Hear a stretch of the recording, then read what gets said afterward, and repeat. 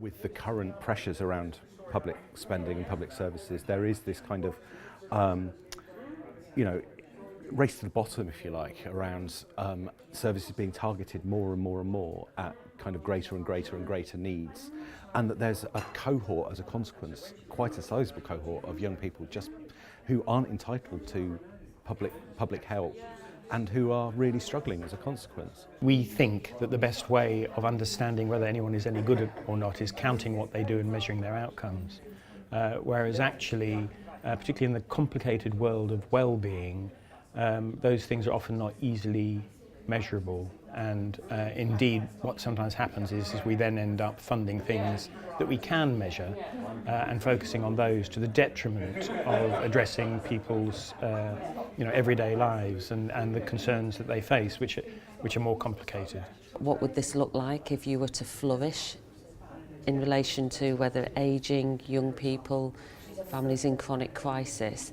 And I think in that way people can help be the solution, both in terms of their own individual life but also how the system around them needs to operate. What we need to do is get local, get people to understand people as individuals, understand their entire circumstances and needs, and then can deliver bespoke services. And bespoke services sounds more expensive, but actually if you end up giving people what they need rather than what they don't need but what your prescription pad says that you can deliver them on this particular day, then you deliver better services and save money. But it is all about those relationships between individuals, their families, their neighbours, community organisations that know them, and other local service providers. It's about developing that network. You can only do that if you do it locally and at an individual level. When we look at who has got the long-term relationships with citizens, those relationships are usually local institutions. They're often voluntary organisations, and therefore I think we need to be, as civil society generally, articulating confidently a different vision that is based on our longevity of experience. And if it's a good one, great, we'll influence Westminster, but that shouldn't be our primary purpose.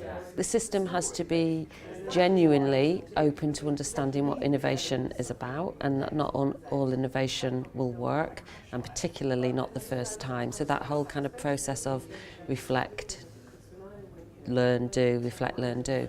I think, I've had conversations with commissioners where it hasn't worked, and I've said, you did fund this from your innovation pot, so, we've drawn the learning out, we can reapply that. And they were like, no one actually really genuinely thought it might not work, innovation pot or not. So I think there is a challenge for innovation not to be just seen as one of the buzzwords, but to actually really understand what you mean by saying you're going to invest in innovation because you think in the longer term that's going to deliver a better solution. You're really buying something where you don't really know what the end point is, you don't really know what the product's going to look like and how much it might cost and who it might involve and what the outcomes of those might be. So it sounds like a real leap of faith, but it's encouraging to hear that some commissioners are managing to embrace that even within the current commissioning system.